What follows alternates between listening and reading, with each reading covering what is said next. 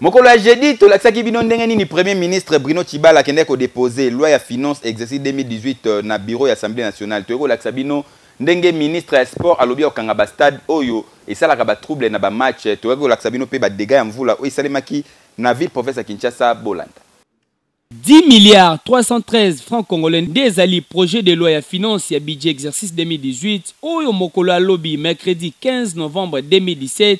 Premier ministre Bruno Tshibala a déposé qui auprès du président de l'Assemblée nationale au Bemindako Njalanjoko ensemble na ministre du budget Pierre Kangou Diambaye na malobanaye premier ministre a talissi que projet de loi et finance et budget exercice 2018 ils allaient focaliser sur organisation et élection conformément à calendrier électoral publié na CENI peine accord le 31 décembre 2016. Na même occasion, à Sengaki na classe politique ya RDC va s'engager totalement pour la mise en œuvre et un processus électoral en vue d'obtenir une élection crédible et transparente paix apaisée à wana RDC. Et ça normal. Et que you, oui.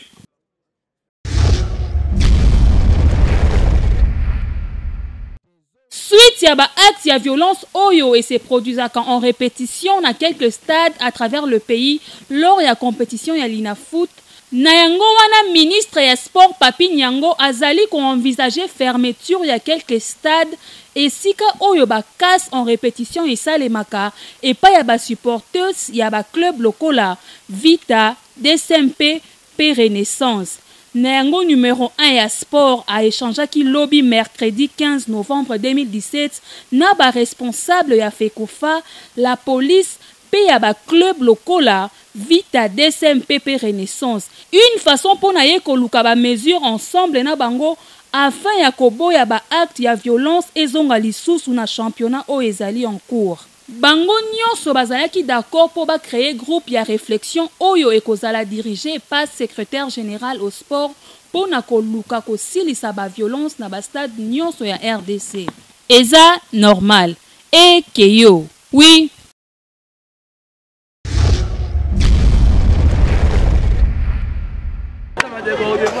Fula oyo et noki na butu ya lelo jeudi 16 novembre 2017 et sali ba dégâts makasi batu ba kufi bazoki bandako kweli batu surtout na district ya Tchangu yango ne justifia ki présence ya vice-gouverneur ya ville ya Kinshasa Clément Bafiba, commissaire provincial ya la police ya ville ya Kinshasa général Silvano Kasongo oyo azalaki accompagné na colonel Bienvenu commandant ya district ya Tchangu.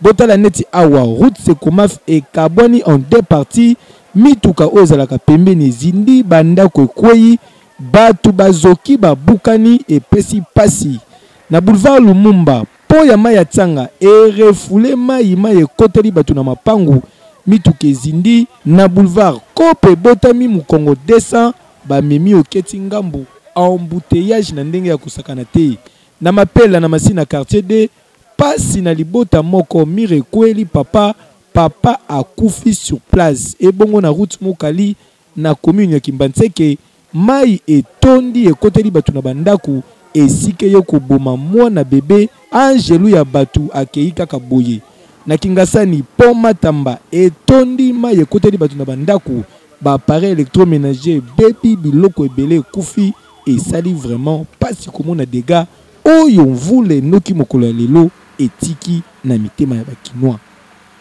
Kejo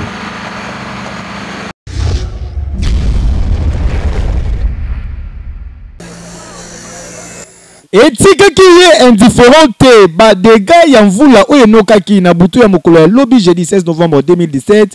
Premier ministre chef du gouvernement Bruno Tshibala aussitôt informé a sala ki descente monene na commune ya Njili esika wapi akendaki kosala constant ndenge route Sekomaf et Kabwanaki en deux banda ko bukani e dindisi mituka non seulement mituka kasi pipeline ya Seb Congo pe komaki menacé. Premier ministre ayaki kaka kotala te kasi ayaki pe pona komemela bango assistance na micro ya CNL population et réagissa ki bouye. C'est la première ministre assistance à la victime oyo baza sur place. assister bango à 100%. Ambu esalami na tongo mbala moko minute bakonzi baye. C'est que batana souci na biso parce que nzela oyo e koma kosunga biso. Nzela oyo koma kolesa biso. To koma biso ba jeune le net ba carrière ngezana. To ko bimisa zelo. Spontané kabwani boye. Kamnye ko ande nini pomso do chakata zelo. Na maloba na ye premier ministre arasiraki na population kakoyamba bukume so commune Njili pe commandant ya district ya Tchangu pour na koluka solution rapide au via kusunga population et sepeli makasi basengi merci mingi kasi balobi bazali kozela en retour ke maluba ya premier ministre ekokisama. Kejo